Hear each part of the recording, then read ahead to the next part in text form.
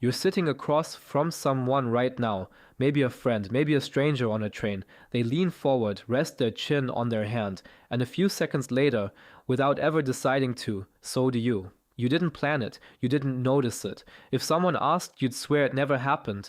But it did. It happens hundreds of times a day, in nearly every conversation you've ever had, and you have almost no awareness of it at all.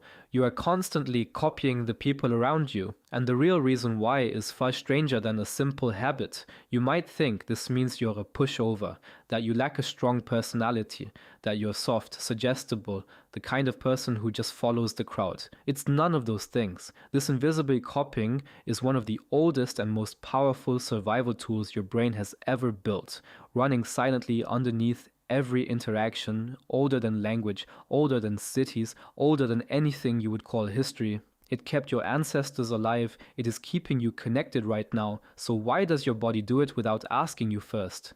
In 1999, two psychologists named Tanya Chartrand and John Bargh set out to find the answer. They designed an experiment that looks, on paper, almost too simple to mean anything at all. They brought people into a room one at a time. Each one was paired with another participant, supposedly to look at photographs and take turns describing them. But the second person wasn't really a participant.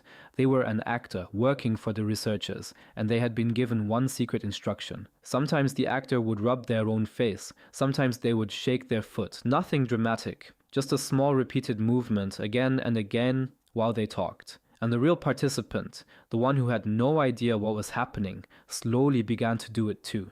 When the actor rubbed their face, the participant rubbed theirs.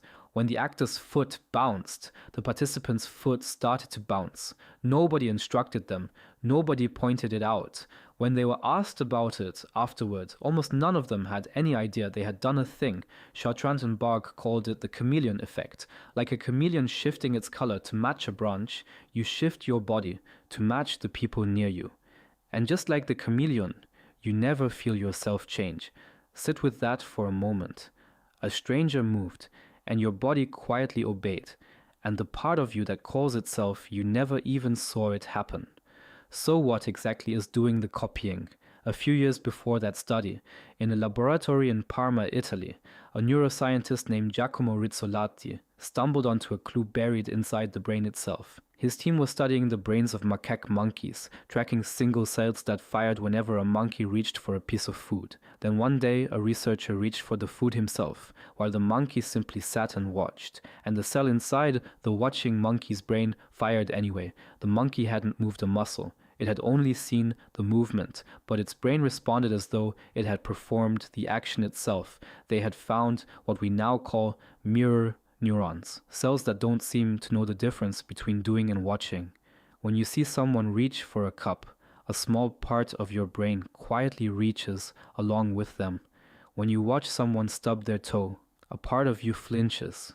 You are not a sealed-off observer of other people. Your brain is built to run their movements inside your own head. This is the machinery underneath the copying. You don't choose to mirror someone. You see them, and a piece of you is already becoming them. And it doesn't stop at movement. Think about the last time someone yawned near you. How long did you really last before you yawned too? This is the same system reaching further. The researchers Elaine Hatfield, John Cacioppo, and Richard Rapson spent years studying what they called emotional contagion, the quiet, unsettling fact that feelings spread from person to person, almost the way a cold does. You walk into a room where someone is anxious, and within minutes your own shoulders have climbed toward your ears. You sit beside someone deeply calm, and your breathing slows to meet theirs. A friend tells a story full of joy, and you feel it warming in your own chest before you've understood a single detail of what they're saying. You catch moods the way you catch yawns, quietly, constantly, without ever agreeing to. Your voice does it too. Spend a weekend with someone from another part of the country, and you'll hear their accent creeping into your own mouth. Their slang becomes your slang. Their favorite phrases fall out of you days later in conversations they were never even part of. You imagine you have one fixed self that you carry, unchanged from room to room, but which version of you walks in the door has always depended on who is already standing inside. So if this is happening all the time, why would evolution ever build something so strange? Go back, far back, to a time long before any of this had a name. Your ancestors did not survive because they were strong. A single human on the ancient grassland was a slow, soft, clawless animal surrounded by things with teeth. One person alone did not last very long out there. The group was everything. The group was warmth and shared food and 100 eyes watching for danger instead of 2. To be inside the group was to live. To be cast out of it was, very often, a quiet death sentence. So your brain became obsessed with a single question, and it has never once stopped asking it. Do I belong here? And copying became the answer.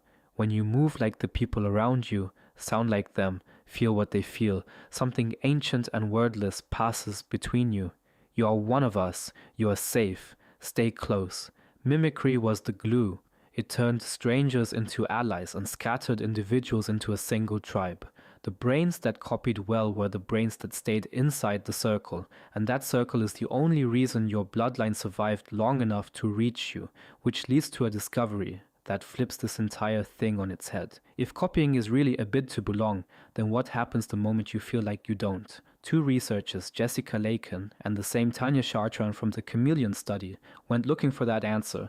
They made people feel excluded. Some were left out of a simple group game. Others were asked to remember a time they had been rejected. Then the researchers measured how much those people mirrored someone new. The result was the opposite of what most people expect. The ones who had just been rejected didn't withdraw from others. They copied them more. The sting of being left out turned the mimicry up, not down. Their brains, sensing the danger of being alone, reached harder for the next person in the room, straining to stitch themselves back into belonging. You have felt this. The new job where you quietly study how everyone speaks and slowly match it. The party full of strangers where you find yourself laughing at the exact moment they laugh. That is not weakness. That is a survival program millions of years old, scanning the room, whispering, get back inside the group, whatever it takes. And here is the part that should change how you see every conversation you have. The copying doesn't only help you. It quietly changes how everyone else feels about you too. A researcher named Rick Van Buren studied what happens when one person subtly mirrors another. People who were mimicked, without ever realizing it, liked the other person more. They trusted them more. They walked away feeling the interaction had gone well, without being able to explain quite why.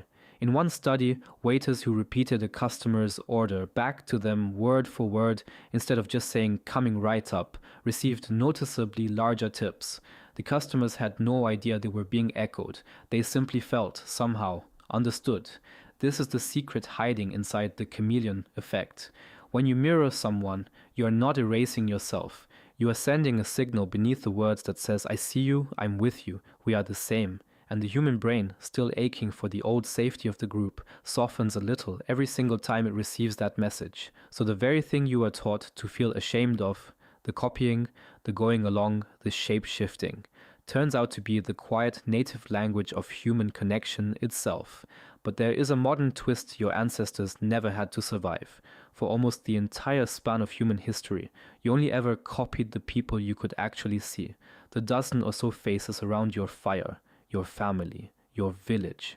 Now look at where your eyes spend their hours. You scroll past hundreds of strangers a day, people you have never met in places you will never go, and your mimicry machinery cannot tell the difference. It was built for the handful of people beside you, and now it is aimed at a glowing screen that never, ever runs out of people to copy.